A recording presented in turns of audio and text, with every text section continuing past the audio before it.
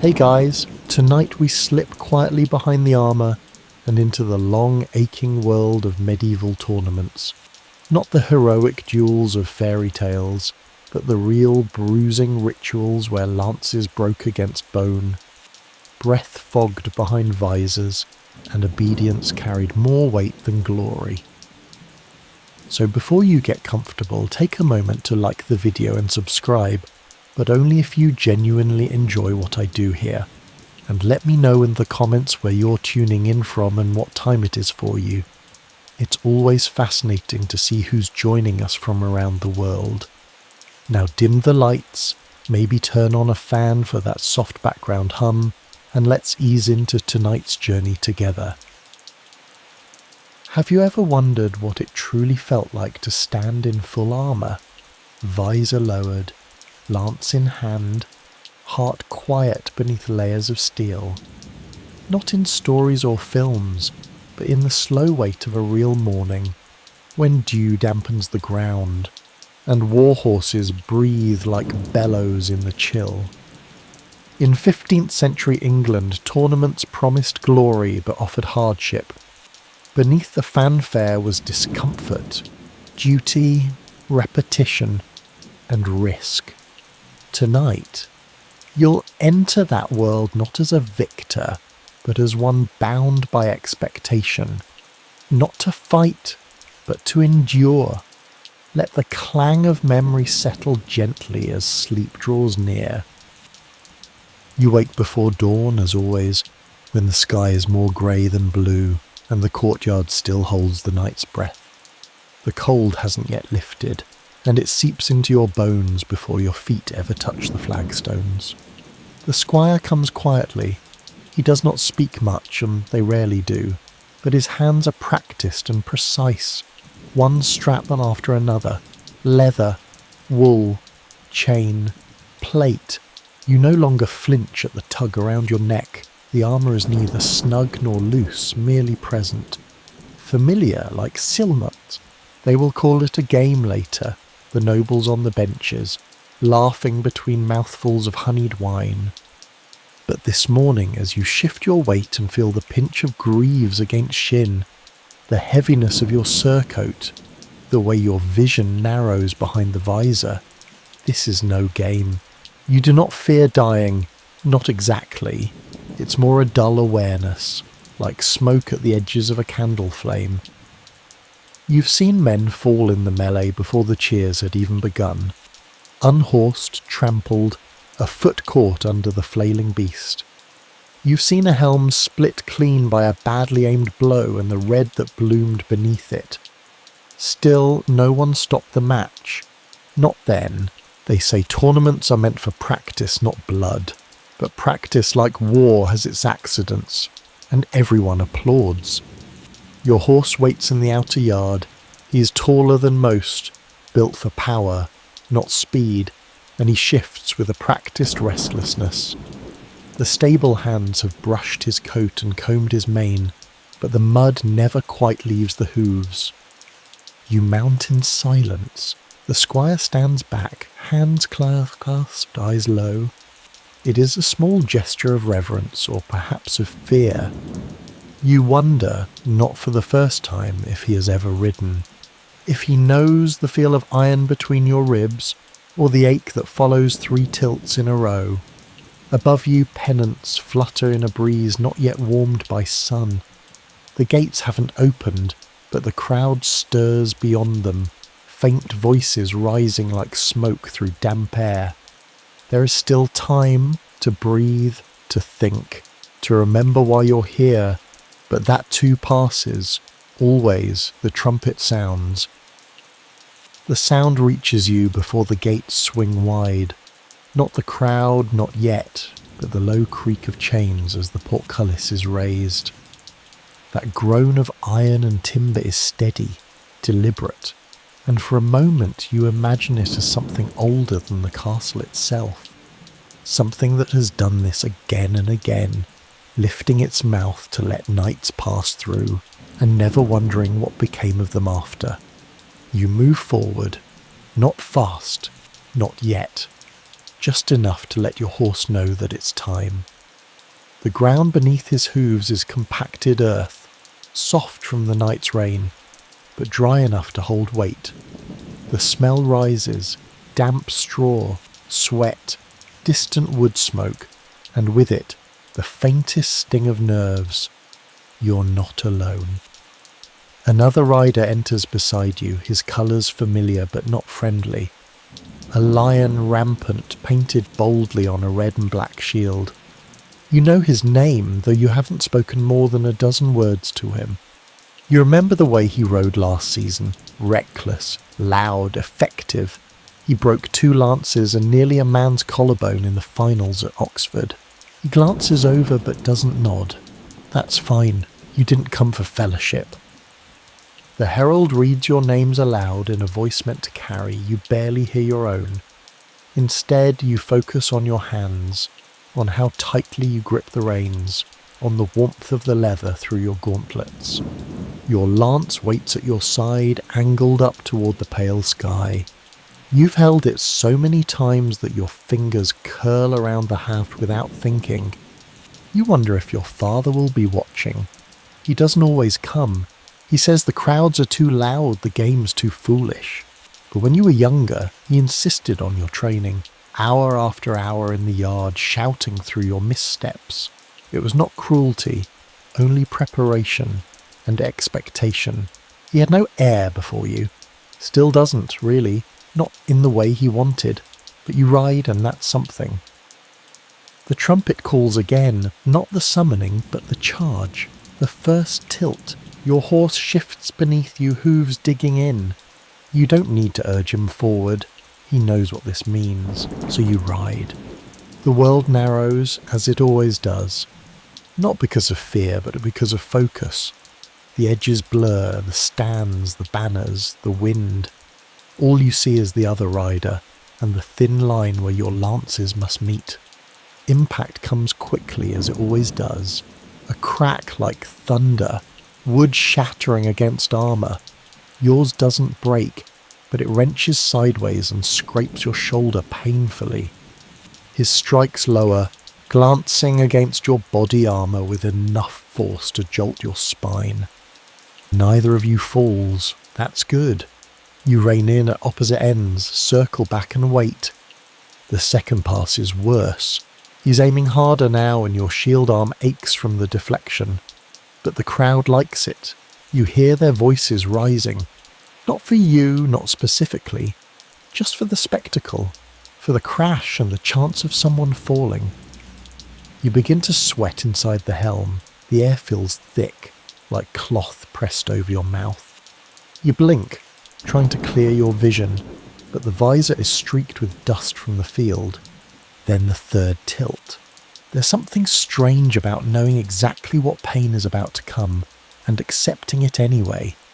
You don't clench, you don't brace, you simply let your body move the way it must, trusting muscle memory over thought. You aim well this time, your lance connects high, shattering against his pauldron. He staggers but stays upright. His return blow misses clean. You feel it only in the gust of wind as it passes, and then it's over. You do not raise your arms in victory. There is no time for that. You simply turn your mount and ride slowly to the edge of the field where the squires wait. Yours is already holding out a fresh lance, though you don't take it yet. You breathe first. Slow, deep as you can inside the steel. Your body trembles from the shock. It always does, even if the mind stays calm. Tiny tremors in your fingers, your knees, like the aftershocks of something greater. You think about unbuckling your gauntlets, about pulling off the helmet and feeling the air again. But they call your name for the melee. No time to rest. You dismount briefly. The squire checks your straps, tightens a buckle near your shoulder, offers a cup of watered wine. You drink a little, but not too much. The melee will not wait. You remount. No words are spoken. They rarely are. The field is broader now, the barriers removed. Dozens of knights begin to form a loose circle. Not quite allies, not quite foes. All of you have trained for this. All of you are tired. A bell chimes. Once. That's all. You lift your sword and step forward. You do not charge in the melee. That would be foolish. The first ones always fall hardest, eager, loud and clumsy in their hunger for glory. You've seen it too many times. You wait, sword raised, shifting just enough to keep the weight balanced between your shoulders and hips. They come together like tide water, not with the roar of war, but with the sound of armour scraping, swords clashing and breath catching behind visors. It is not elegant, it never is. The stories told afterward will make it seem noble, as if each strike was chosen, each blow landed with meaning. But in truth, it's confusion, mud, sweat, steel and elbows. Someone collides with your right shoulder. Not a strike, just pressure. You shove back with the flat of your blade, not wanting to wound, only to clear space. Another rider swings low, you parry. Instinct more than thought, and it goes on, and 10 minutes, 20, you lose track. The sun is climbing now, and light spears down through the gaps in the stands. The heat finds its way beneath your armour, slow and unforgiving. Inside the helm, your breath sounds too loud, your heartbeat louder still. Your vision shrinks to the blur of motion and the occasional flash of something bright.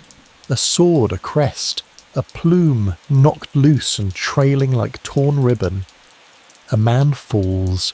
He does not cry out. That's the thing most don't realise. There's often no time for it. One moment he's moving and the next he's curled in the dust, curled like a child clutching his side. Others move around him as if he were a stone in the road. Eventually 2 squires will drag him away, quietly. You keep going, you keep standing. Someone recognises your crest. A half moon or navy, simple and clean. You see it in his eyes before the lunge, not malice, but recognition. He swings high and your shoulder takes the brunt of it. The padding softens the blow, but not enough. It will bruise. You feel it blooming already, dull and deep. Your sword arm shakes a little. Not now, not yet. You pivot, slice low. A gesture more than a threat. It's enough to push him back. You breathe. Try to loosen your grip. Think about water. About cool mornings in the training yard. About the sound of sparrows. It helps, but only a little. Eventually the bell rings again. Once, twice, 3 times. It is done. There is no winner in a melee. Only the last one standing. You are not the last. But you are still upright, still breathing, and for today that is enough.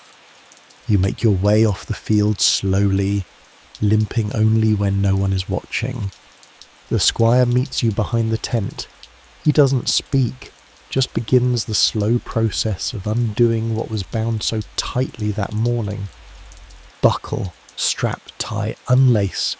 Each release is a relief, though your body resents the freedom. Muscles cramp as they are unburdened. Skin itches where cloth rubbed raw, and when the breastplate is lifted away you feel hollow. Lighter, yes, but more exposed. The gambeson is soaked through. The linen sticks to your back and sides. You want to peel it away, to lie down in the grass, but you do not. Instead, you sit on a low bench, legs apart, elbows on knees, head bowed. The squire hands you a cup. It tastes of herbs and something sharp, vinegar perhaps, or stale wine, but it's wet and you drink. A physician comes more out of duty than need. He checks your eyes, your limbs, your skull. You're cleared.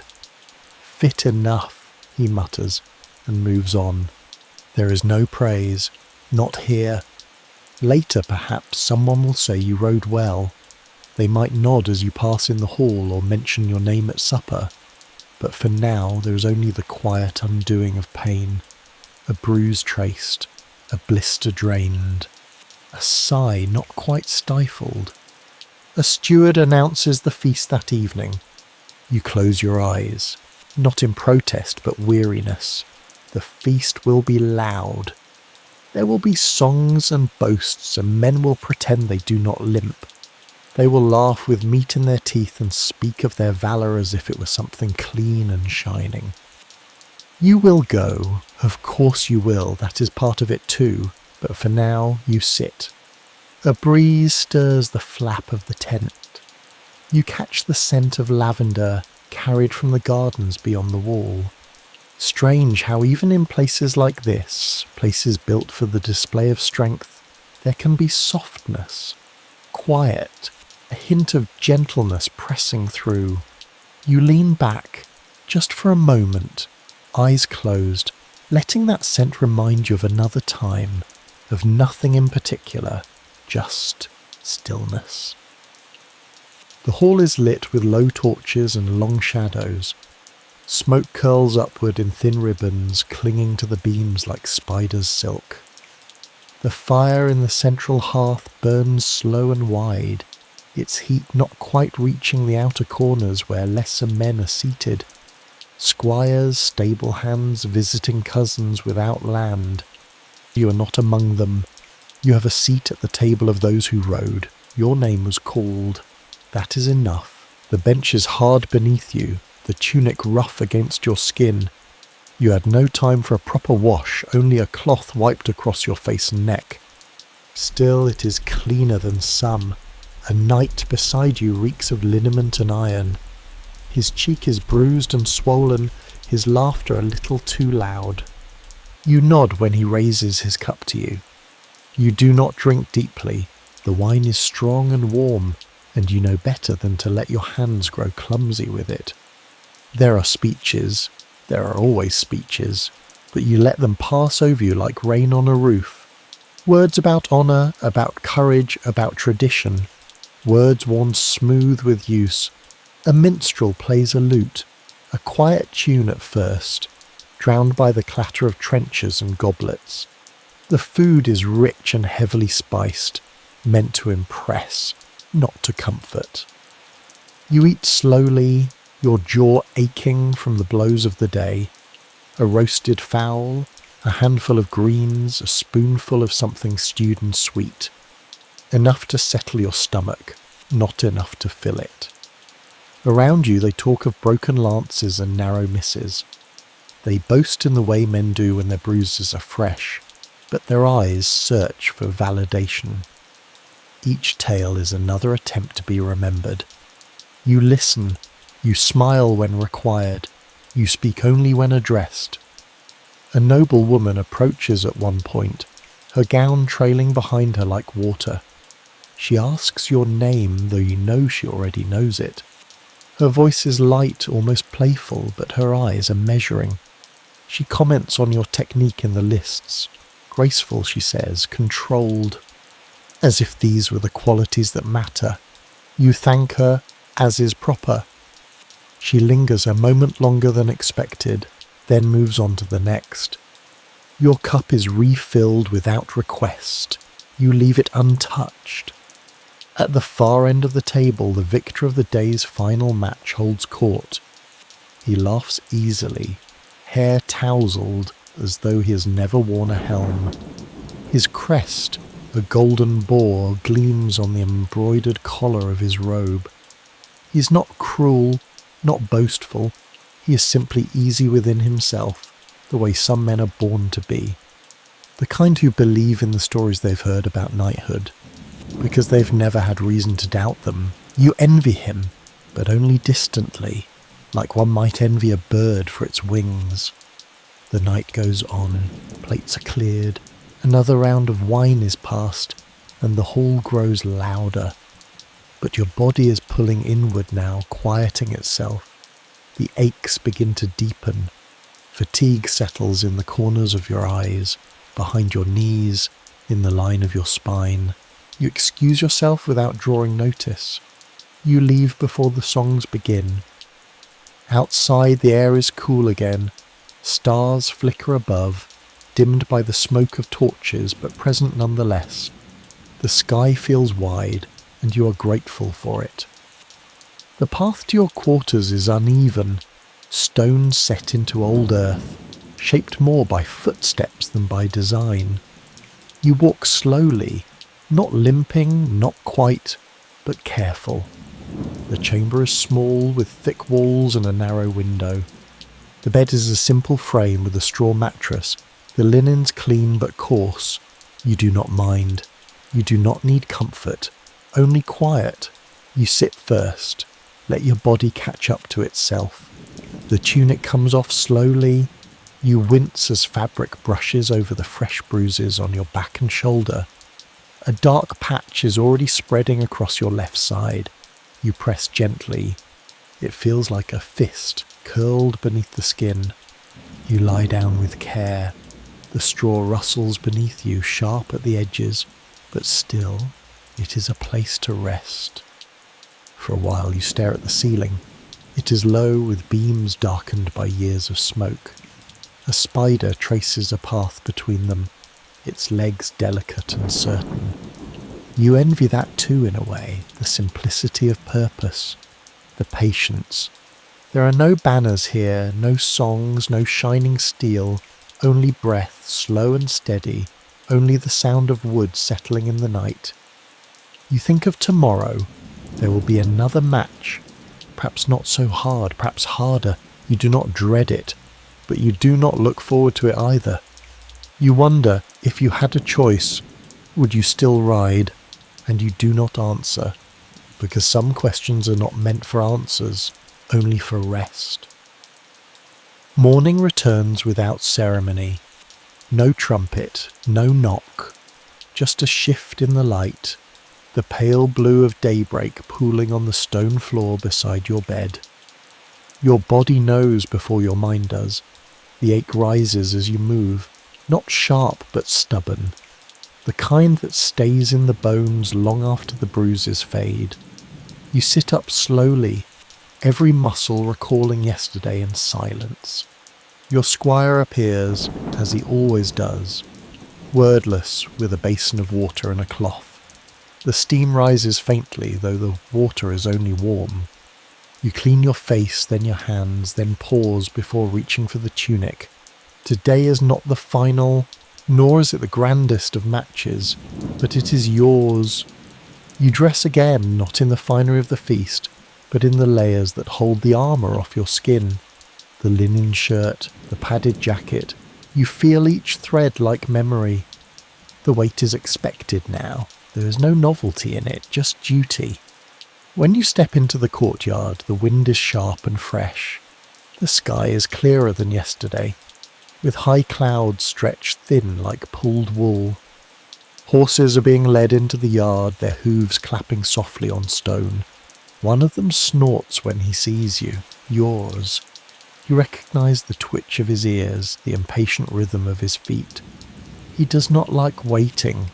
Neither do you, not really, but it has become a part of your life. You walk slowly beside him, brushing your hand along his neck. His coat is coarse from sweat and dust, but warm. He turns his head briefly, eyeing you. There is no affection in it, but there is understanding. You mount without fanfare. The leather creaks, and your knees protest as they settle into familiar grooves. The field is quieter today, fewer spectators, fewer riders. The crowds prefer the final rounds when titles are on the line, but these early matches matter too. They shape the path to what follows.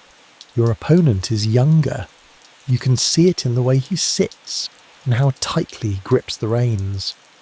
His armour shines a little too brightly, freshly polished, not yet scuffed by true wear. He looks over, uncertain. You nod once. It is enough. The tilt is called you ride. It is slower than yesterday, not in pace but in energy. You feel each movement more clearly. The thunder of hooves, the jolt of leather reins in your grip, The lance feels heavier today, though it is the same one. The first pass ends without contact. A miss. You adjust your seat. The second finds its mark. Not perfectly, but clean. You hear the crack of wood and feel the impact travel through your arm into your chest. His lance strikes your shield, not hard, but square. He holds well. You respect him for it. On the third, you let yourself move more freely. Not to win. Winning is not always the point, but to ride well, to ride clean. Your lance hits higher this time.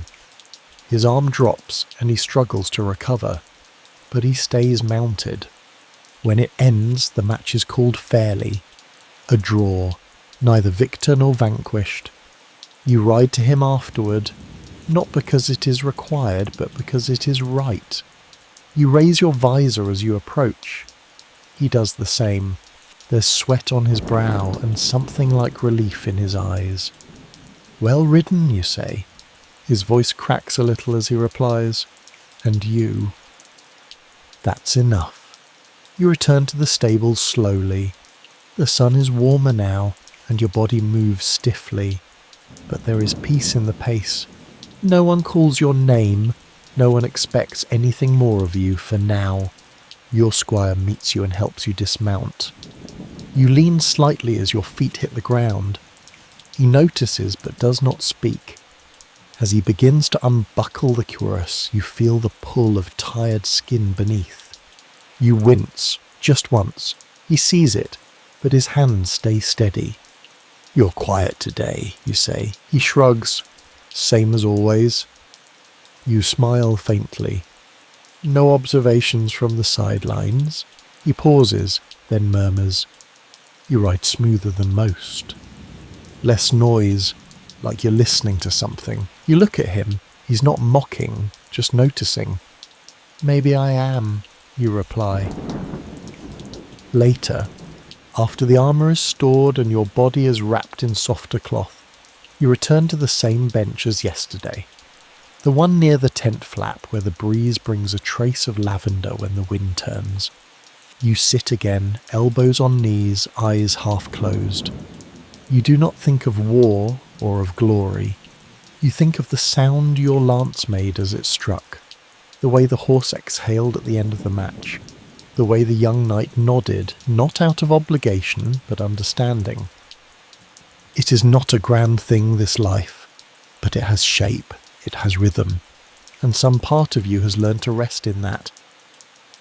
The tournament is over, but the silence that follows is not peace. It is a kind of quiet that lives beneath the skin, not absence, but continuation, a softer repetition. You do not return home right away. The roads are still muddy from early rains, and your horse could use the rest. You remain in the manor's guest quarters, where the walls are thick and the windows small. No one calls your name here.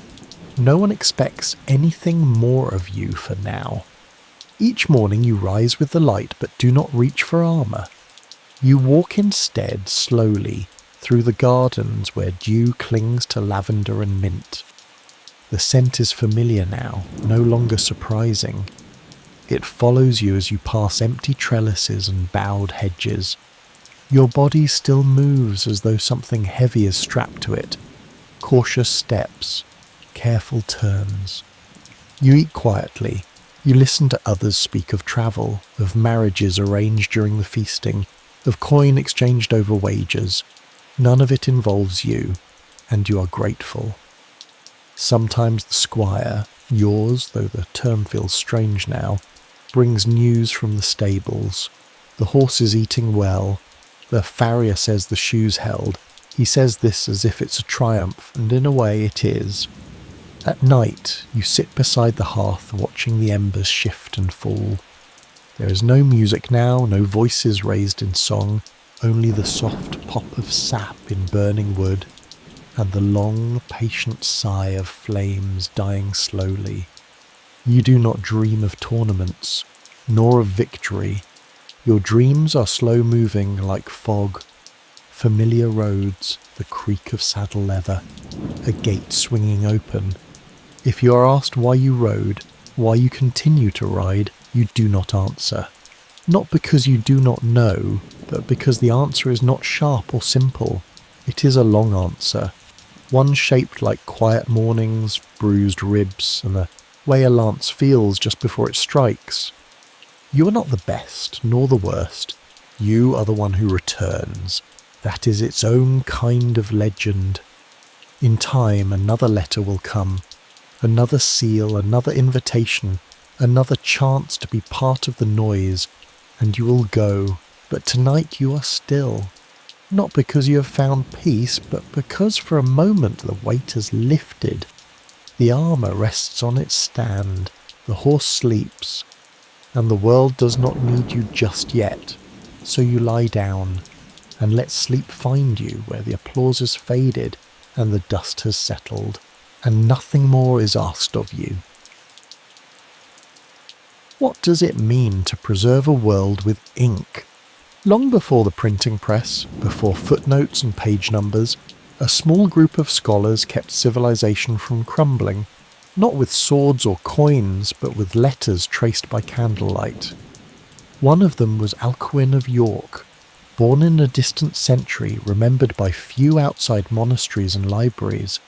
Alcuin was once called the most learned man anywhere to be found.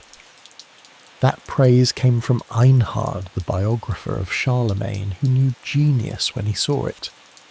Alcuin's life began around the year 735 in the northern kingdom of Northumbria. It was a region of deep woods and sea winds, where Christianity mingled with the last embers of pagan memory. There were still stones from Roman walls scattered in the soil, still ruins where old temples had stood, and above them all the slow rise of church towers and schoolrooms. York was the jewel of the north, a city of traders, bishops, and books. The library at York's Cathedral School was said to be among the finest in Western Europe. Shelves lined with copies of Cicero, Virgil, Augustine, some lovingly recopied by generations of monks, others barely clinging to existence. Alcuin studied there from boyhood. Under the guidance of Archbishop Ecgbert, he learned the 7 liberal arts: grammar, rhetoric, logic, arithmetic, geometry, music, and astronomy. Each subject was a window into the order of the universe. And Alcuin, bookish and bright-eyed, opened them all. He learned Latin not as a dead tongue, but as a living thread that stitched together centuries. He copied verses in a hand so fine that some believed it divine. The young scholar had a quiet intensity. He was neither warrior nor nobleman, yet by the age of 40 he would be invited to guide the intellectual life of an empire. At York, Alcuin soon became head of the school. He reorganized its curriculum and expanded the library, sending for manuscripts, copying rare texts, rescuing fragments before they vanished. Books were not simply read, they were reborn under his watch. He composed verses to Patribus, Regibus et Sanctis Eboracensis Ecclesiae, a poem that catalogued York's great teachers and saints. In it, he listed the works held in the cathedral's care, from Hebrew histories to Greek mathematics. That poem became both an elegy and a catalogue, a hymn to learning itself. By the late 770s, Alcuin's reputation had spread far beyond England. His letters travelled south, and one of them reached a king, Charlemagne, the ruler of the Franks. Charlemagne was not content with conquest alone. He wanted learning, order, and the restoration of Roman ideals. In 781, Alcuin was sent to Rome on church business. There, or perhaps en route, he met the emperor. What passed between them is not recorded in detail, but what followed was extraordinary. Charlemagne invited Alcuin to join his court, to leave the libraries of York and bring his scholarship to the heart of the Carolingian world. It was more than an invitation, it was a call to shape history. By 782, Alcuin had moved to Aachen. There, at the royal palace, he established a new kind of school, one that would educate princes, clerics, and even the emperor himself. The northern scholar had stepped into the centre of Europe's greatest revival. The Carolingian Renaissance had begun, and at its core, cloaked in ink-stained robes and a mind of quiet fire, stood Alcuin. In the year 781, Alcuin was no longer just the master of York's school, he was its ambassador. He had been chosen to accompany Archbishop Eanbold on a journey to Rome. Their purpose was ecclesiastical, to secure confirmation of York's archiepiscopal status. But Alcuin brought more than documents. He brought a mind filled with manuscripts. While travelling through Italy, Alcuin stopped at Parma. There he met a man whose ambitions far exceeded borders, Charlemagne, king of the Franks, already midway through his vast conquest of Europe. Charlemagne was unlike any ruler of his time. Towering in presence and towering in aim, he sought to restore the legacy of Rome, not just through swords but through schools. He craved learning even if he did not fully command it. The meeting with Alcuin was brief but decisive. The king had found his scholar. Alcuin was soon invited to join the royal court at Aachen, with one purpose: to lead the education of the Frankish elite. It was an offer of enormous influence and equally enormous responsibility. After some hesitation, and likely after securing permission from his ecclesiastical superiors, Alcuin accepted. He would leave the damp stones of York and enter the halls of a budding empire. By 782, he had arrived in Aachen, a city still growing around its royal palace, with steam rising from its hot springs and scaffolding rising from its courtyards. The court bustled with priests, scribes, nobles and emissaries. Traders came with wool, spices and stories. But amid the clang of armour and the shuffle of counsellors, a new sound emerged. The quiet scratch of quills. Alcuin was tasked with building a palace school from scratch. It would not merely educate the royal family, it would become the model for learning across the realm. The curriculum drew heavily on what he had refined at York. The 7 liberal arts, his old companions, were now introduced to Frankish nobles and clergy. Grammar came first, for without it, there could be no understanding. Rhetoric followed, though fewer students mastered its subtleties. Logic, meanwhile, proved useful for both sermons and politics. Mathematics entered the royal court wrapped in riddles. Alcuin used puzzles to sharpen young minds. Questions of rivers, wolves, goats, and cabbages crossed by boat. These were no idle amusements. They trained the mind to reason step by careful step. The classrooms were simple, often held in cloistered halls or borrowed chapels. Students sat on benches, some barely literate, some already practised clerics. Among them were Charlemagne's sons, nephews and high-ranking churchmen. All listened as the English scholar traced Latin syntax on slate, and sometimes Charlemagne himself sat among them. Though never fluent, the king had a sincere love of learning. He struggled with writing, his hands more accustomed to sword hilts than styluses, but he respected those who could shape thoughts on the page. He called Alcuin his dearest teacher. In return, Alcuin addressed him with layered honorifics: David, Solomon, even Moses, names evoking wisdom and divine rule. Beyond the classroom, Alcuin's influence grew. He advised on religious matters, helped draft royal edicts, and corresponded with bishops and abbots across the realm. His letters, always polished, became models of diplomatic and spiritual prose. One of his proudest achievements came not from the palace halls, but from royal decree. In the late 780s, Charlemagne issued a series of capitularies, a official orders requiring monasteries and bishoprics to establish schools. These were to be more than devotional centres, they were to train minds. Reading, writing, arithmetic and singing were now to be taught in every corner of the realm.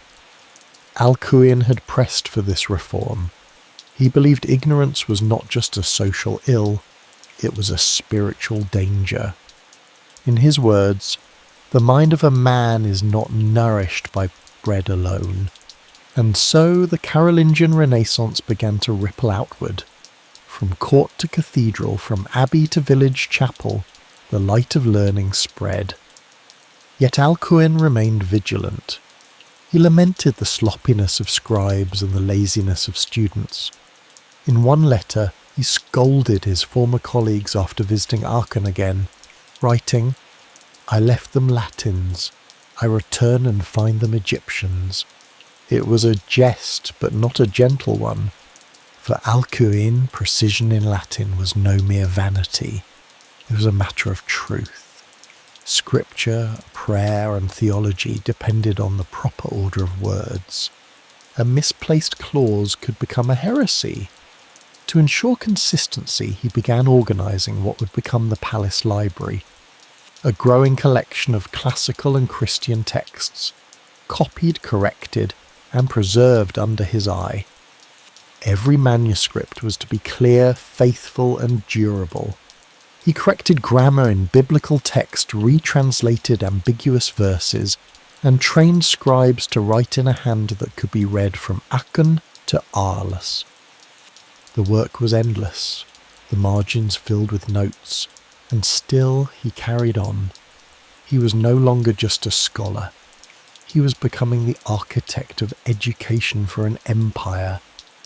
But even empires have storms, and soon news from the north would interrupt the quiet hum of the scriptorium. Long before he crossed the Channel or counselled with kings, Alcuin was a boy with ink on his fingers. Northumbria in the early 8th century was no backwater. Despite its distance from Rome, the region held an astonishing network of monasteries and schools. York was chief among them, a city where scrolls were treated with the same reverence as relics. Alcuin's birth around 735 placed him in a world still recovering from centuries of invasion and decline. His family was likely of respectable standing, perhaps minor nobility or well-connected clergy. Though later letters hint at modest origins, he was no stranger to good education. At the cathedral school in York, he found his true element.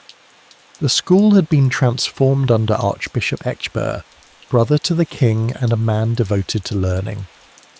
It was Ecgbert who began building the library, commissioning copies of classical and Christian texts from across the known world. Alcuin entered the school as a young oblate, possibly around the age of 7. His days followed a rhythm older than memory. Psalms at dawn, recitations in Latin, writing lessons beneath narrow windows.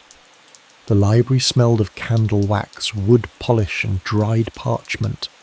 Manuscripts were stacked in niches or stored in wooden chests, some bound in leather, others rolled as scrolls. Every book was a treasure, hand-copied, hand-glued, often illuminated by a tired monk's last bit of daylight. To study them was not only to read, it was to join a lineage of minds stretching back to Cicero and beyond. Alcuin proved a gifted student. He quickly mastered grammar and rhetoric, showing a special talent for organising ideas. He wrote in smooth Latin and quoted widely from memory. His teachers encouraged him to dig deeper into the 7 liberal arts. Logic taught him how to argue without anger. Arithmetic gave him order. Geometry offered him a vision of divine proportion. Music, with its harmonies and measured scales, hinted at the music of the cosmos. Astronomy introduced him to the clockwork of stars. It was said he could track feast days, eclipses, and planetary movements with equal ease. but it was books themselves that fascinated him most. In his later poem Versus de Patribus, he wrote not just about saints and scholars, but about their books. He listed them like friends: Aristotle, Pliny, Jerome, Ambrose, Isidore, Boethius. He praised the cathedral's collection with something close to reverence. It was not only large, it was coherent. York's library housed histories, grammars, commentaries, poems, medical tracts, and even Greek works in Latin translation. As he grew older, Alcuin became a teacher himself. By the late 770s, he was named head of the school. Under his leadership, the curriculum was sharpened, and students were trained to become scribes, clerks, preachers, and future abbots. More importantly, Alcuin continued to build the library. He reached out to monasteries across England and abroad. Books were copied by hand, transported by ship and mule, traded for favours or wine or wool. The shelves grew heavier and the scholars more confident. Each new manuscript was a victory over silence. Alcuin's classroom was simple: a wooden bench, a wax tablet, a lectern holding a treasured codex. His students sat in woolen robes, scribbling letters with reed pens and charcoal ink. He spoke gently, correcting errors with patience. When they stumbled over Latin constructions, he offered examples drawn from memory.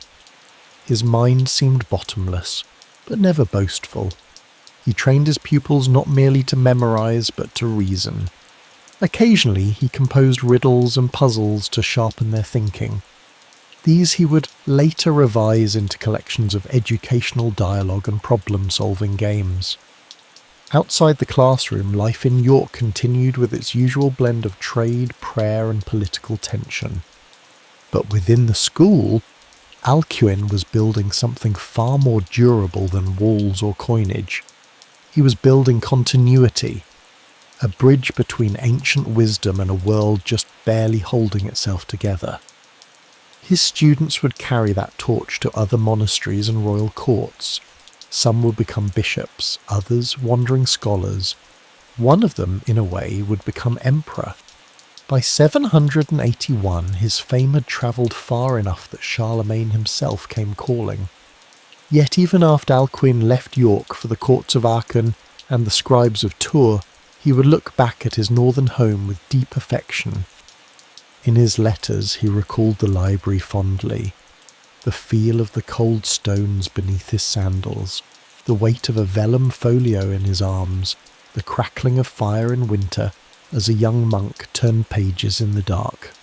This was the place where a boy became a teacher, and a teacher became a keeper of memory, and soon that memory would be carried south into the palace of a king who dreamed of empire and needed a scholar to give it a soul. Even as Alcuin laboured to refine the minds of a continent, his own homeland called him back. In the year 790, after nearly a decade at Charlemagne's court, he returned briefly to Northumbria. The reason was not entirely clear. Perhaps a request from the king, perhaps matters of the church, but the journey brought him full circle. He returned as a learned man, welcomed as a scholar of European renown. York had changed. The school he once led was now guided by others, many of them his former students. The library, still intact, bore signs of his influence: new volumes, new hands, and a memory of methodical order. Yet the quiet was uneasy. Tensions stirred within Northumbria's tangled politics. Kings rose and fell with alarming speed. Alcuin, never drawn to courtly intrigue, kept to church circles and classrooms, writing cautiously.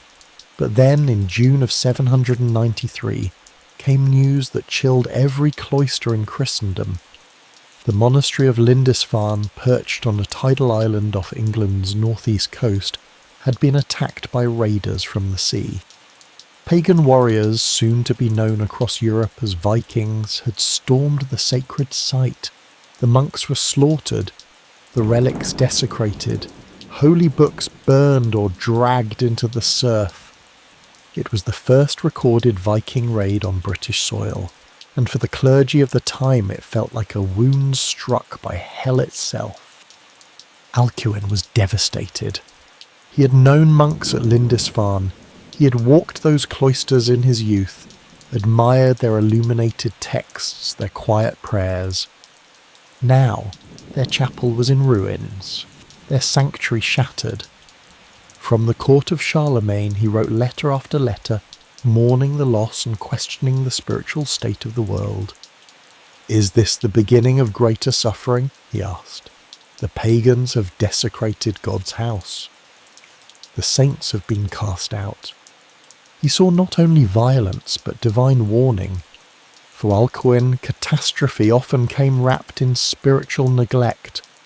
He urged the Northumbrians to repent, to purify their hearts, to renew their devotion. It was not mere rhetoric, it was a call to reawaken learning and faith before they slipped into darkness. Even far from the battlefield, Alcuin fought his own wars, with ink and reasoning. That same year he was summoned again to engage in another kind of conflict, theological rather than physical. In Spain, a strange doctrine had taken root among some bishops. Known as adoptionism, it claimed that Christ in his humanity had been adopted as God's Son, rather than being begotten eternally.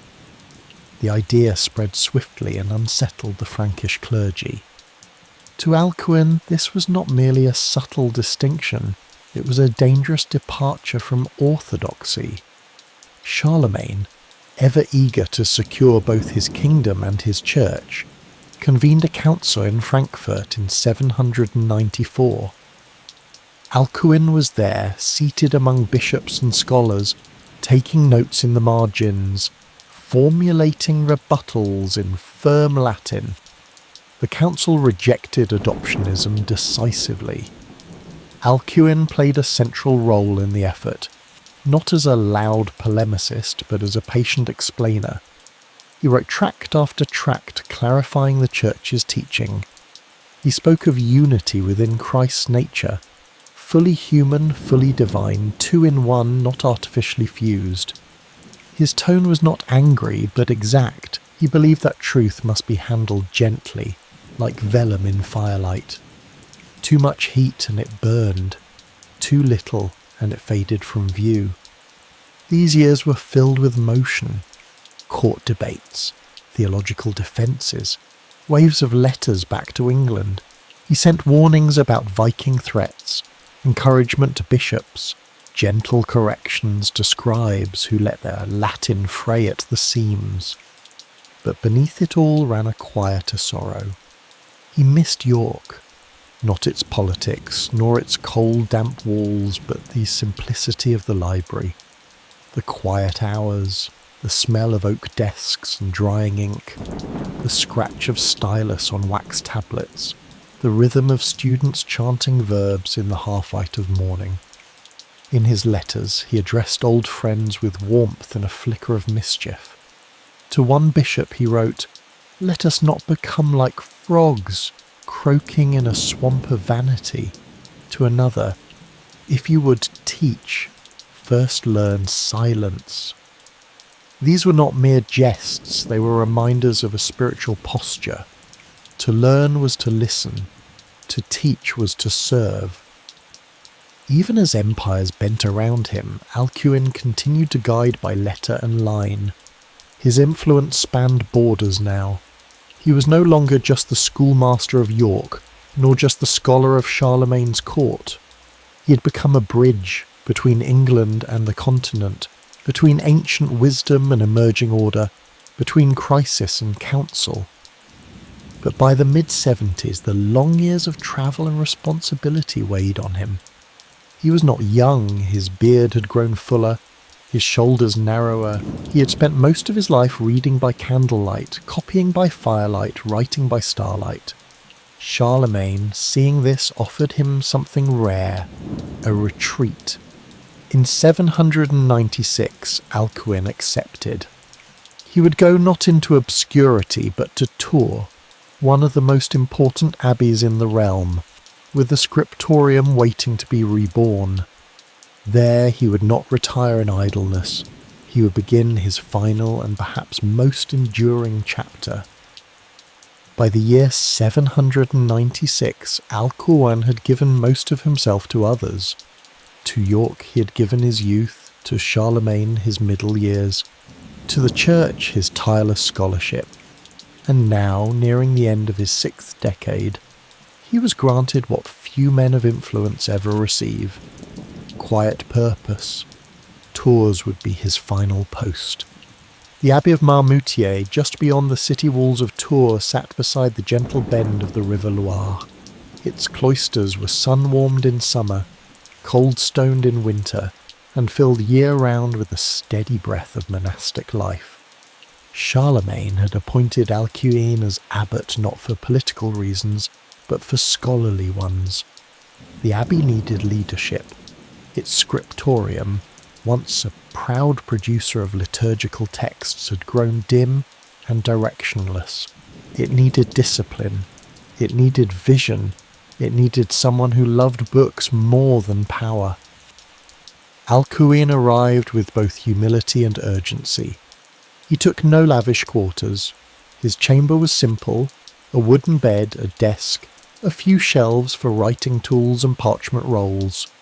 The window looked out over the cloister garden, where herbs grew between the flagstones and the breeze carried the scent of rosemary and chalk.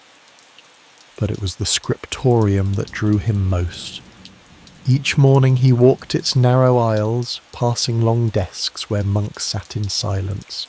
Quills scratched against vellum. Candles flickered beside ink pots. The only sound was the quiet breath of concentration. The process of copying texts had changed little since his days in York, but the standards, clarity, consistency, legibility had not been enforced with care. Letters slouched, punctuation meandered, spelling drifted. Alcuin saw opportunity. He set out to standardize the way texts were written across the Carolingian world. And so, under his direction, the scribes of Tours began to adopt a script that would soon transform Europe. It was Carolingian minuscule, clear, rounded, and easy to read. It stood in contrast to the cramped, angular scripts of the previous centuries. Letters were well spaced. Capitals were distinct. The page looked less like a puzzle and more like a voice, waiting to be heard. Alcuin did not invent it single-handedly. No script is born from one mind, but he refined it, enforced it, and gave it a purpose. Every manuscript copied at Tours now followed this form, and as the abbey's reputation grew, so did its output.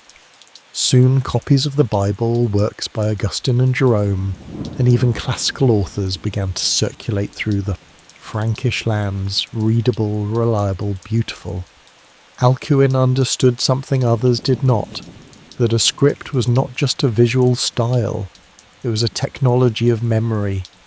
A letter malformed could lead to misunderstanding, a cluttered page discouraged thought. But a clean page written with care welcomed contemplation. This principle guided not just the scribes but the entire abbey. In parallel with his scribal reforms, Alcuin undertook liturgical reforms. He composed new versions of the Comes Lectionary and the Missal, books that structured prayers, readings, and rites throughout the year. He wanted worship to be ordered, not improvised. Beauty, he believed, was not decoration. It was clarity in the service of truth. The monks responded to his leadership with respect, if not always enthusiasm. Some grumbled about the stricter copying guidelines.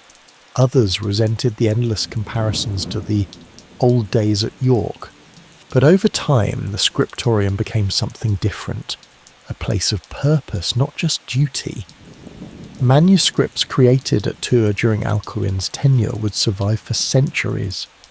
One of the most famous is the Codex Vindobonensis, 795, which preserves his theological writings, correspondence and educational treatises. To hold it now, its pages yellowed, its ink faded, is to see the touch of hands that worked under Alcuin's eye, guided by his principles. Yet Alcuin was not only a reformer of script, he remained a prolific writer.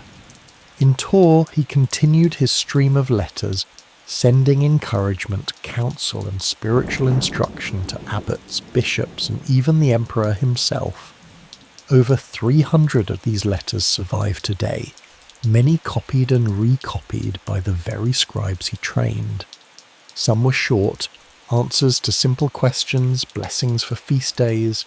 Others were long and philosophical, discussions of the soul, of Christ's nature, of the responsibilities of kings. He also composed commentaries, such as the Questiones in Genesim, a line-by-line reflection on the book of Genesis. It became widely circulated, especially among monks seeking guidance on scripture. And then there were his dialogues, written as teaching tools. In these, teacher and student speak in soft voices. The tone is patient, the question sometimes playful. Why is the sky blue? Why do numbers obey rules? What is virtue? These were not idle musings, they were the bones of education. One treatise, known as Propositions ad Acuendos Juvenes, or Puzzles to Sharpen the Young, contained mathematical riddles. Some were clever, some nearly impossible, but all aimed at one thing: to wake the mind gently. Even here, in the late years of life, Alcuin remained a teacher. He addressed his students as "my sons of light." He reminded them that wisdom was not hoarded, but shared. In all things he held to a steady rhythm. Read, copy, teach, pray. The abbey flourished. Its manuscripts reached Italy, Spain, even the edges of Britain. Carolingian minuscule became the standard script of Christendom, passed from scriptorium to scriptorium like a soft-spoken torch. When Alcuin walked the cloisters in the evening, he did not stroll like a man of power.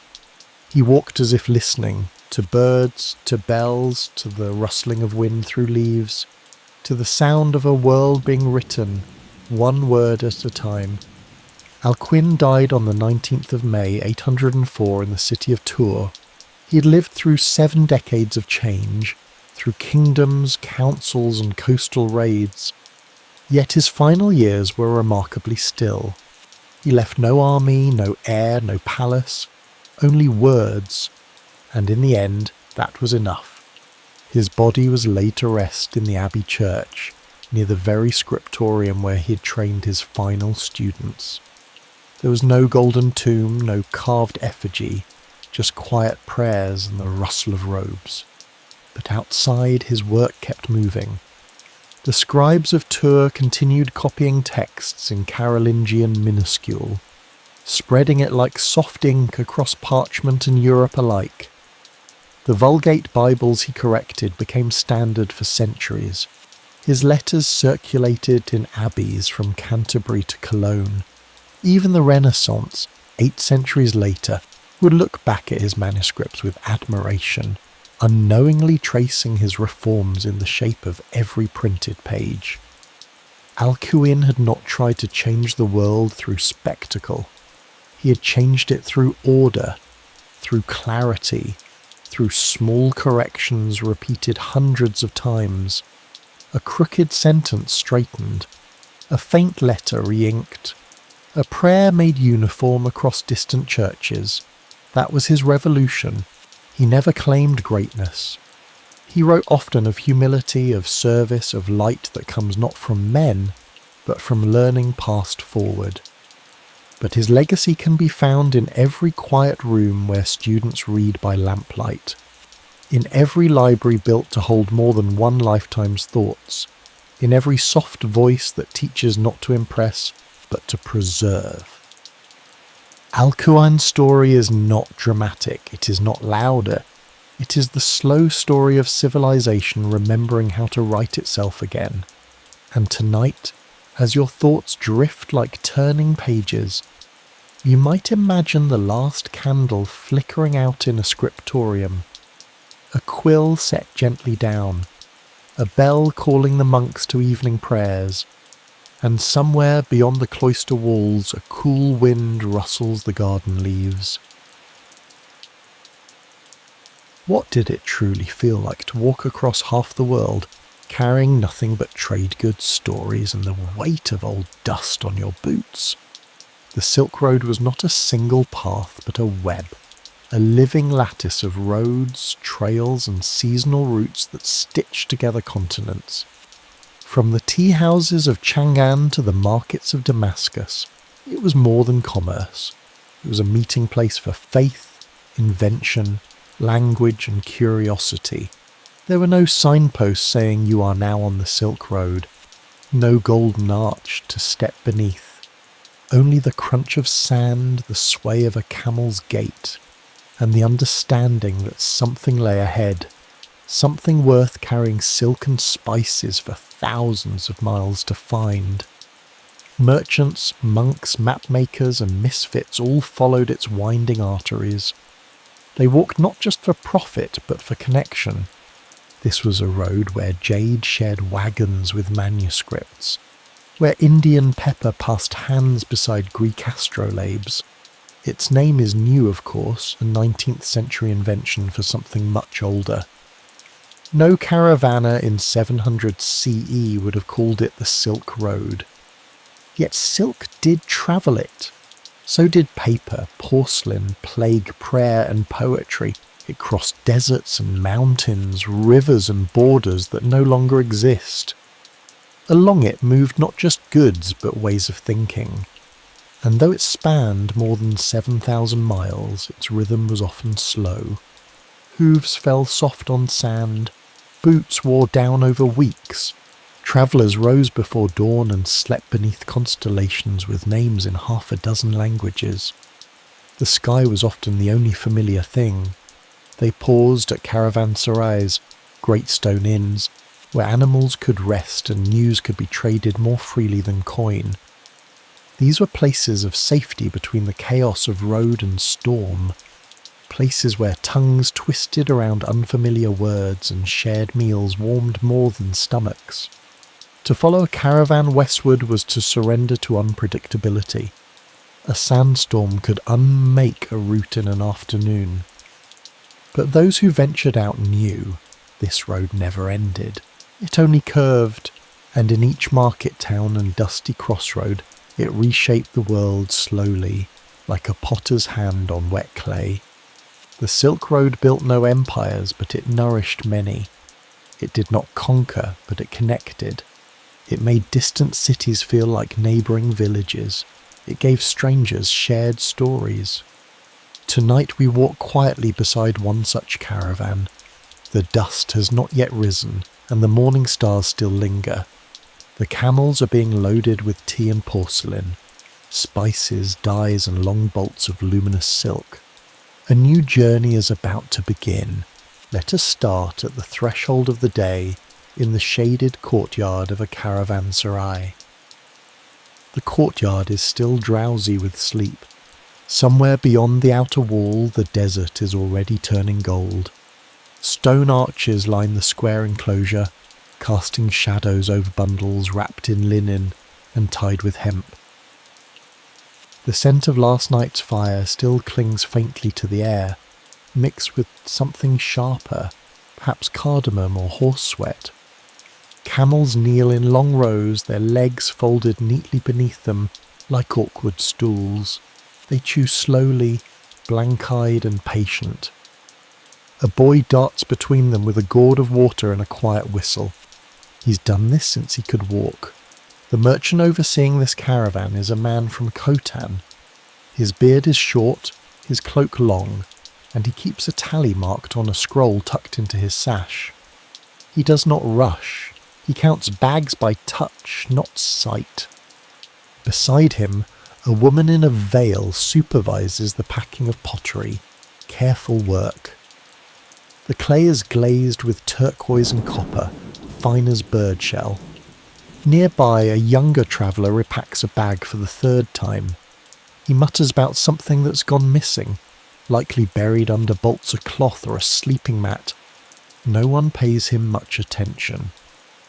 The early morning chaos of departure is understood and expected. The walls of the caravanserai are thick and cool. Inside them, sleep lingers a little longer. Some rooms are still shuttered, though footsteps echo in the corridors. One final meal is being shared behind a wooden door. Lentils, flatbread, and dates soaked in honey.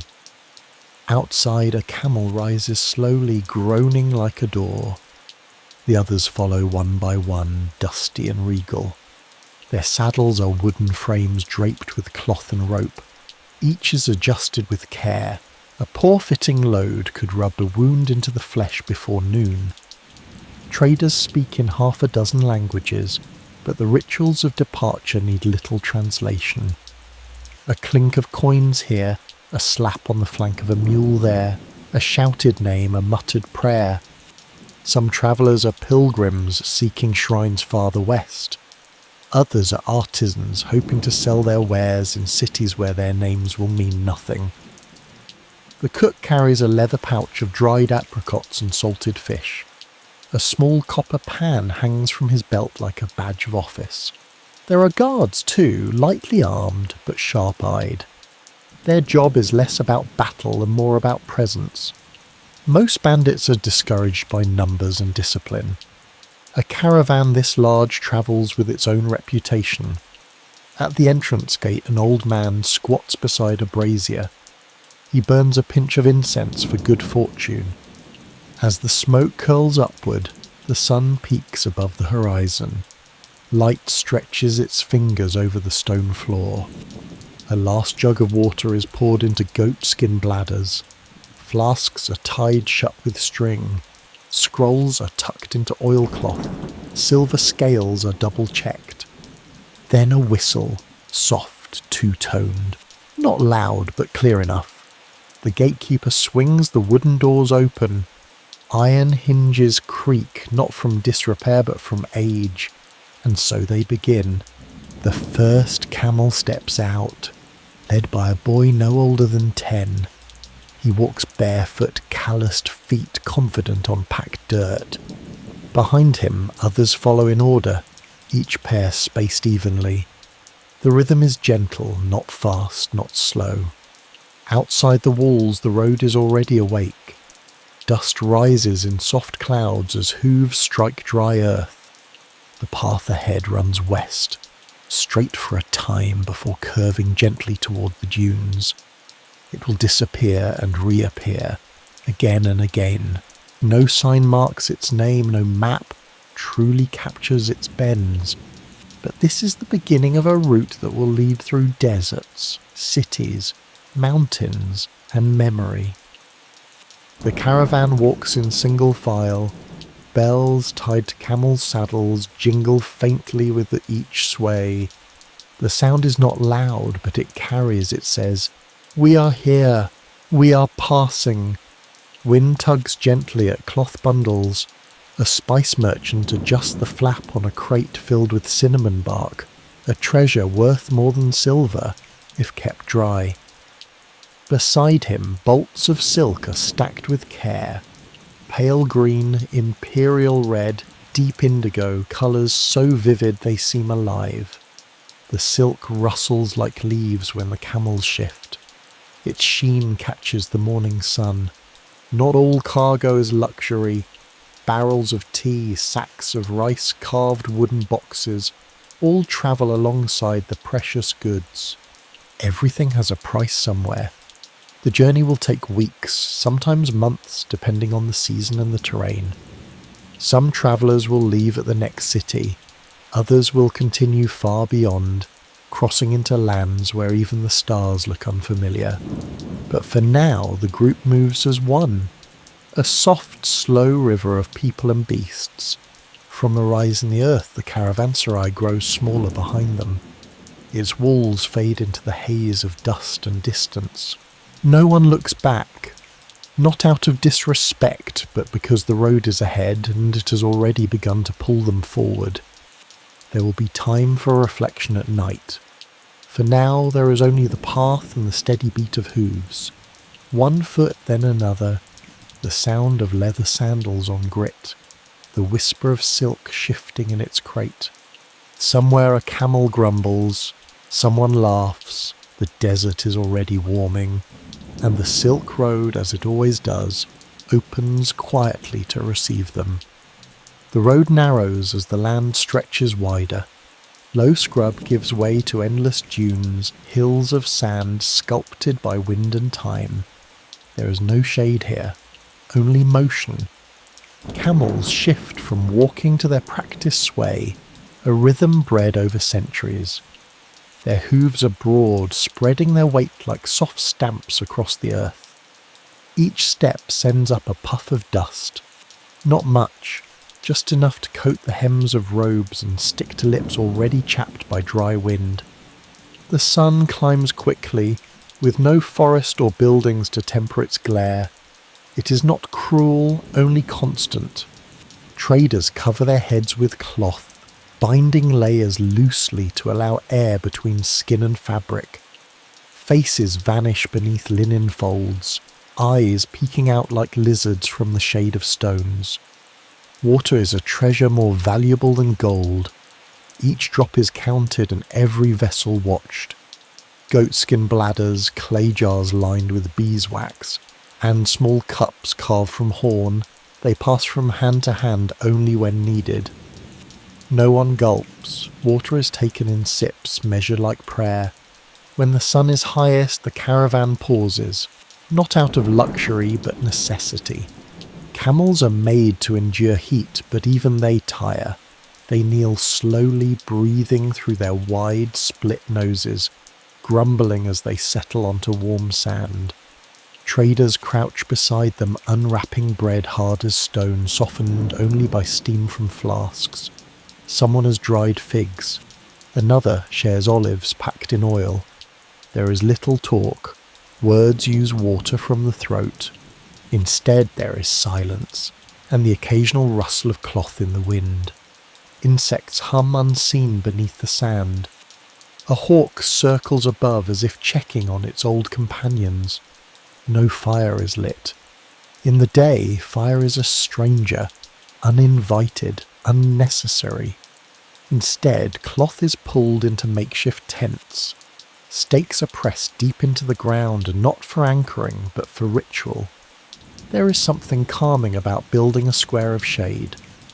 A boy hums softly while mending a sandal. Beside him, a scribe fans himself with a scrap of papyrus. His ink is kept in a goat's horn wrapped in wool to prevent boiling. They will wait here for perhaps 2 hours. No one counts precisely. They watch the shadows stretch like lazy cats. Then one by one they rise, slowly. There is no race. Blankets are rolled, bladders checked. A camel sneezes and the sound echoes absurdly. They continue walking. The wind shifts by mid-afternoon. It rolls from the east, warm and dry, carrying the scent of something faintly sweet, perhaps myrrh from a long-spilled crate years ago, ground into memory by thousands of hooves. Here in the desert, time folds. There are no clocks, only the sun and the stars. Somewhere ahead is an old marker, a half-buried cairn of stone. One trader reaches out to touch it as he passes, brushing the sand from its edge like greeting an old friend. The sky begins to deepen in colour. Shadows lengthen. The pace picks up slightly, not rushed, but purposeful. They must reach the next water point before night. A cluster of tamarisk trees marks the place. Their roots sip water from below, invisible but sure. Camels drink first. Each one steps forward in turn, guided not by order but by instinct. Then the humans kneel, filling flasks, splashing wrists, pressing coolness to the back of the neck. A fire is lit at last, small and slow to catch. The cook fans it with a palm-woven fan, muttering a half-prayer, half-insult to the dry kindling. Someone slices dried lamb into thin strips and warms them on a flat stone. Lentils are stirred into boiling water. The air fills with spice, a mix of cumin and dried mint. It doesn't matter how far one travels, some things always taste like home. They eat together, sitting in a rough circle, sharing from bowls passed hand to hand. No one asks whose spoon is whose. A merchant recounts a story, how he once outran a sandstorm near the Pamirs with only a donkey and a stubborn rope. The details shift with each telling, but the laughter stays the same. Even the camels seem amused. One lets out a low grunt, eyes half closed. The stars emerge as if unrolled by invisible hands. No clouds here, just pinpricks of light, mapped by ancient minds. A scribe points to a constellation, naming it in Persian. A scholar across the fire names it in Sanskrit. Both smile at the difference. They lie back on rolled blankets, hands behind heads, eyes wide open. No walls, no roofs, just the hush of night and the breathing of many souls at rest. The desert is not silent, only subtle. Wind hisses softly over dunes. Sand shifts with tiny sounds. Camels shuffle in their sleep.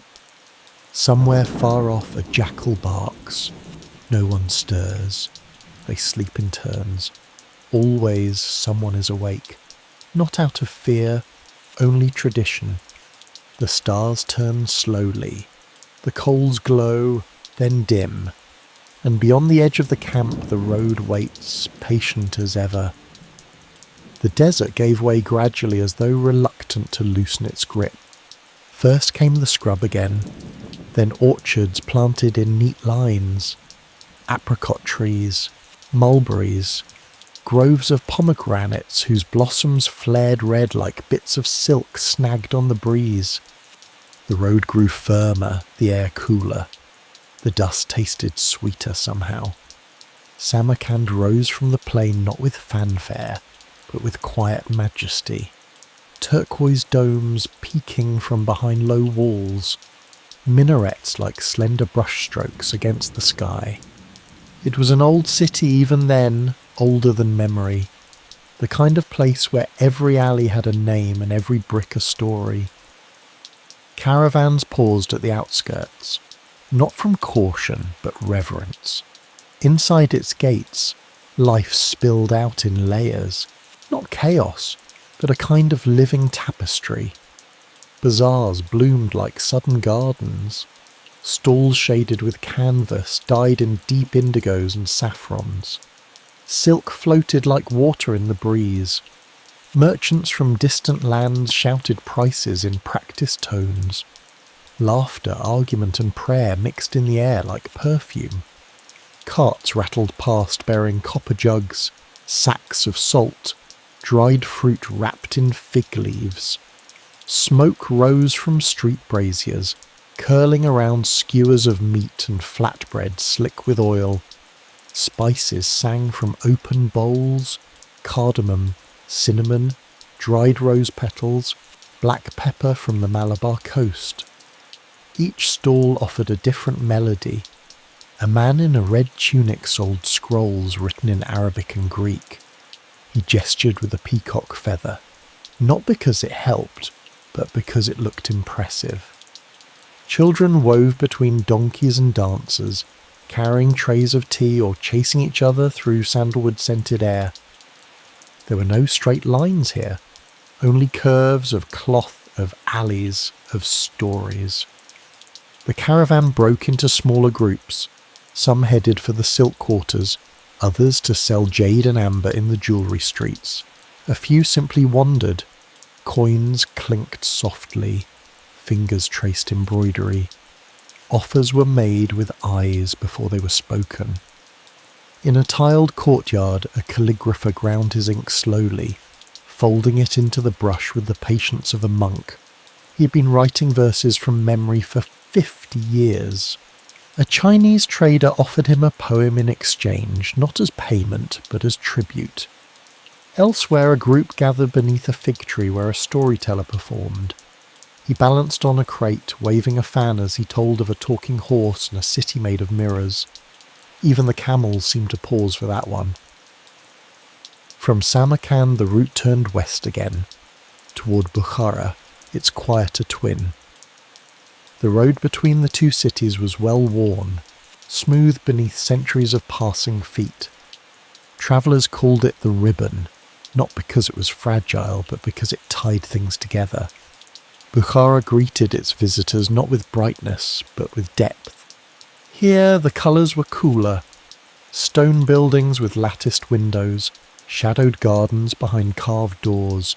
The air smelled of ink, baked bread and river water. It was a city of scholars, a place where maps were copied by hand and arguments about the stars lasted until dawn. But it traded just as fiercely. Silk, sugar, saffron by the fistful. In its covered markets the light fell in slits through wooden slats. Dust danced like gold leaf in the beams. A perfume seller dabbed oil behind a visitor's ear with a twig. "Sandalwood and rose," he said. "No charge for a memory." In the square a Persian musician played a bowed instrument that sang like a bird in mourning. Coins dropped into his bowl like slow rain. A girl from Kashgar bartered for glass beads, green ones, she insisted, not blue. Meanwhile, scribes copied letters for those who couldn't write. Love letters, business agreements, prayers to ancestors. Ink spilled slowly across the page, black and careful. At sunset, the marketplace dimmed, but did not sleep. Lanterns lit. Oil lamps flickered behind patterned screens. Shadows of buyers and sellers stretched long and strange. Deals were struck over plates of rice and lamb. Hands shook with the ease of old ritual. A man offered a foreign traveller a date soaked in honey. "Sweet enough to remember us," he said, smiling. And then came the stories. Not for coin, but for joy. Each night over spiced tea, merchants and mystics, guards and gamblers shared tales gathered across the road. A sailor spoke of a sea that changed colour when insulted. A widow told of a prince who rode a leopard. Lies, perhaps, or history softened by moonlight. Someone sang a lullaby in a language only one person there could understand. No one minded. Bukhara held the world in its palms, not tightly but gently, like something that could break if grasped too hard. And from every corner of the market, ideas flowed. Not just goods, not just coins, but ways of measuring stars, methods for boiling dye, legends that crossed faiths and found new homes. These cities did not simply weave, they translated. Between stall and study hall, conversation wove new cloth, and when the caravan finally turned its gaze once more westward, it did not leave empty-handed. Each bundle now carried something extra, a recipe, a phrase, a map drawn in charcoal on palm bark. As they moved beyond the gates, the sounds of the city faded, but its stories travelled with them. The road ahead beckoned once again. The caravan moved on, westward still, tracing the veins of a world that had never truly been divided. With every mile the languages thickened, not replaced, but layered. One phrase resting atop another, syllables folding into one another like embroidered silk. They passed travellers from all directions. Some bore lacquered boxes from the east. Others wore cloaks stitched in Damascus. An old man from the steppes offered fermented mare's milk to a stranger from India. They understood each other perfectly, though neither spoke a shared tongue. The Silk Road was never just one road. It was 1,000 meetings held in 1,000 tongues. In dusty courtyards, Monks from Chinese monasteries debated karma with Persian Zoroastrians, not to win, but to wonder. A Greek physician spoke to a Uyghur herbalist about wound poultices. She showed him a leaf that stopped bleeding. He gave her a brass scale in thanks. Knowledge passed like water. No border could contain it. Traders carried goods in bundles, scholars carried ideas in memory. Both left something behind. Maps were copied and corrected with each stop. One had the Tigris misplaced by 20 miles. Another added a mountain that no one could name but everyone had seen. Ink smudged easily on parchment. But memory was worse. So they shared what they knew again and again, until even error became part of the truth. A camel bore a basket of books copied from Buddhist scrolls. Another carried tablets carved with Arabic prose. One merchant told of a monastery in the mountains where Greek was spoken fluently but only in hymns. No one had spoken it conversationally there for generations. Further along the road, in a valley shaded by walnut trees, the caravan rested at a shrine built with bricks marked by Indian masons and roof tiles fired in Kashgar. It honoured no specific god, just travellers. Offerings lay at its base: coins, poems, a pair of worn sandals, a cracked astrolabe. The guards bowed before it without speaking. They passed through a village where a man brewed tea leaves brought from the east and sweetened them with sugar, pressed in moulds shaped like fish. The combination surprised even the most seasoned among them. Another town kept a Persian calendar, but celebrated lunar festivals with Chinese lanterns. They used chopsticks carved by Armenian craftsmen. Here, identity was not singular, it was layered like the silk they carried. Children grew up learning 3 alphabets. A scholar once remarked it made them better listeners. Everywhere, travellers swapped more than items. A Babylonian lullaby picked up in one inn might be hummed in a Greek market 2 months later. A design carved on a Tang dynasty flute might reappear on a Syrian bowl decades later, drawn by someone who had never seen the original, only heard of it. Some travellers had no wares at all, just stories. Like the storyteller from Herat, who joined the caravan with nothing but a carved staff and a voice like river stones. He knew 400 tales by heart and claimed each one had saved his life once. Each night he recited one, sometimes 2 if the moon was high. He wove ancient Chinese parables with Indian fables and added a joke from Bukhara for flavour. The stories travelled easier than any caravan and were lighter to carry. Alongside stories came silence, the good kind. The kind shared on long stretches of road when no one speaks, but all are content. A boy from Aleppo walked beside a weaver from Kucha. They never spoke, but always shared dates. A Sogdian cook began using turmeric because an old monk swore it cured everything from melancholy to sore knees. She still wasn't sure, but the colour was nice. A Buddhist and a Nestorian Christian once argued for 3 days over the nature of the soul.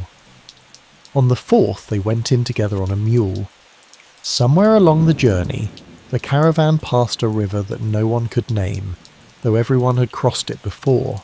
They drank its water, ate fish from its shallows and moved on, as had the hundreds of caravans before them.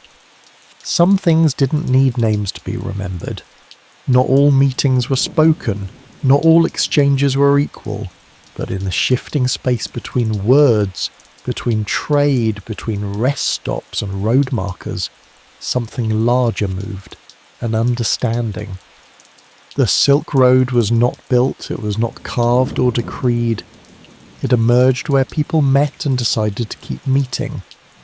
It grew with every shared glance, every borrowed tune, every borrowed phrase. By night, as the fires crackled and the stars returned, the caravan sat close.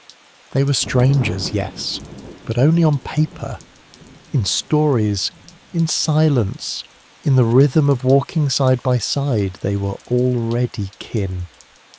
When the light finally gave out, it did so slowly.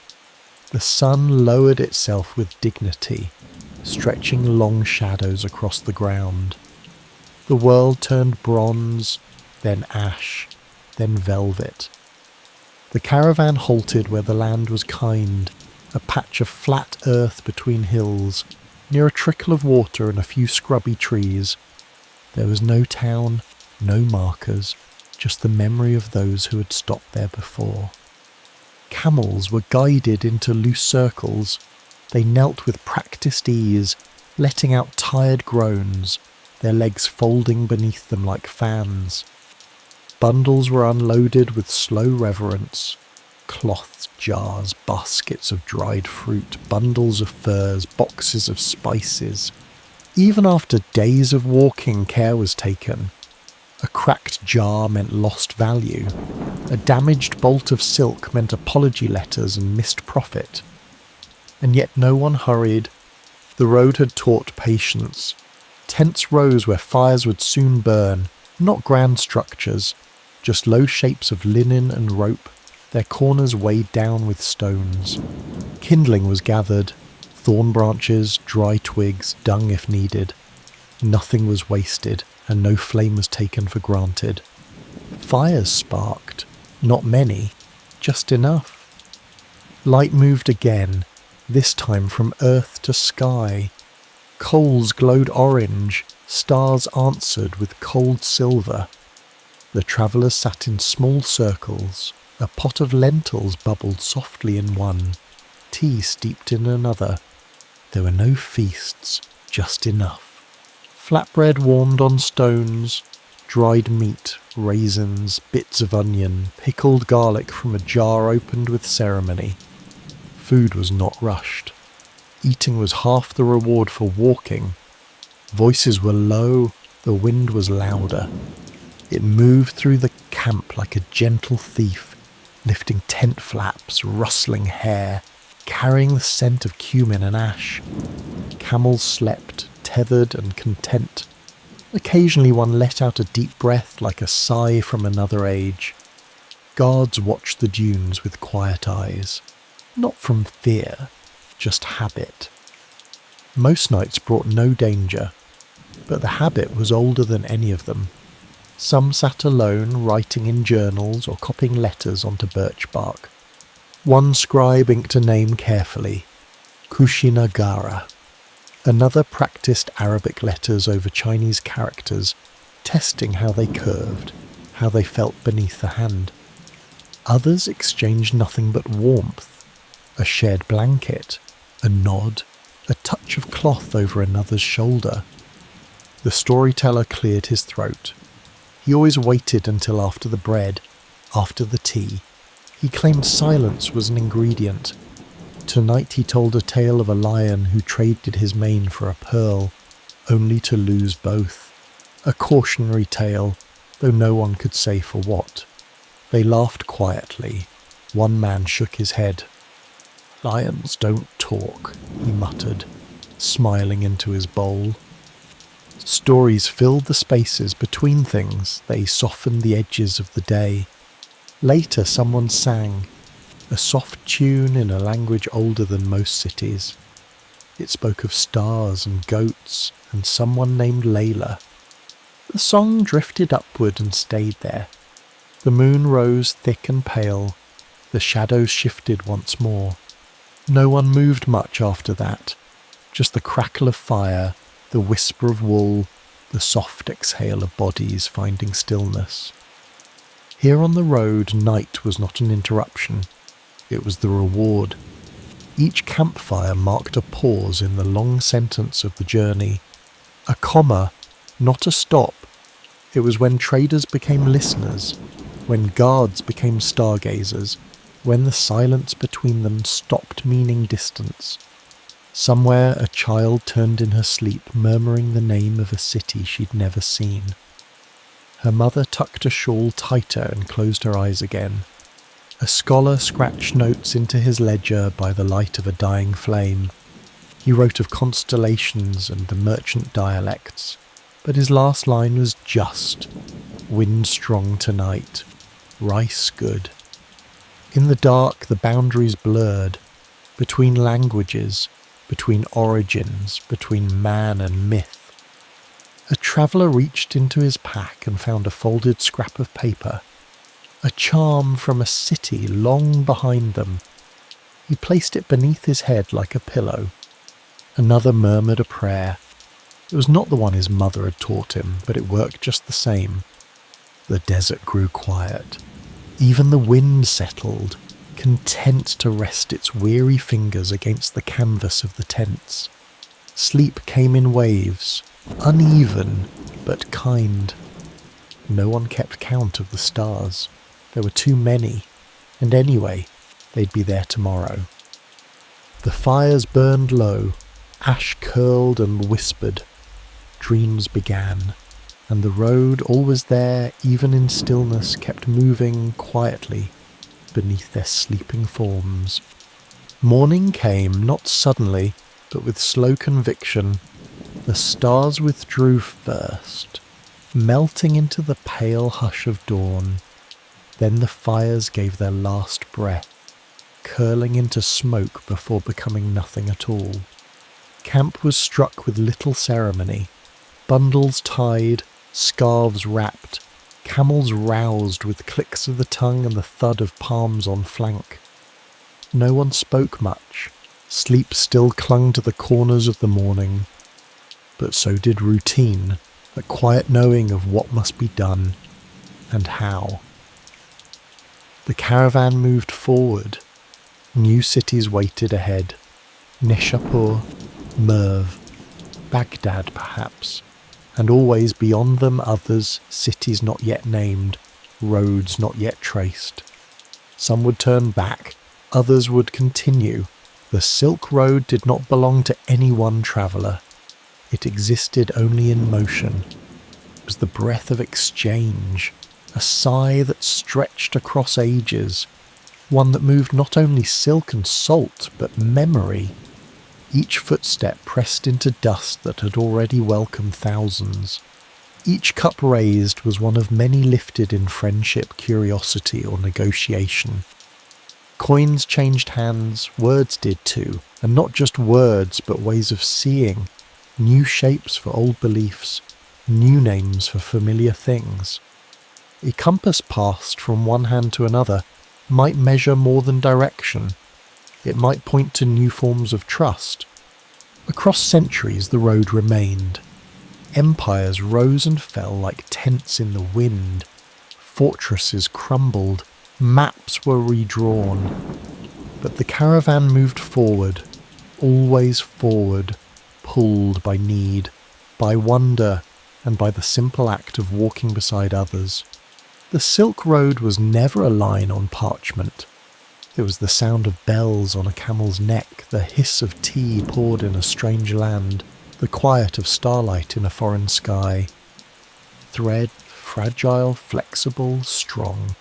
And now, as the caravan recedes into the morning haze, the thread continues weaving, winding through time, carrying with it the breath of every story told over embers, every spice shared, every word translated by candlelight.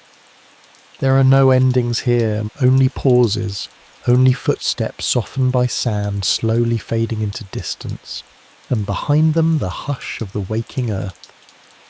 Sleep now. Let the road carry you.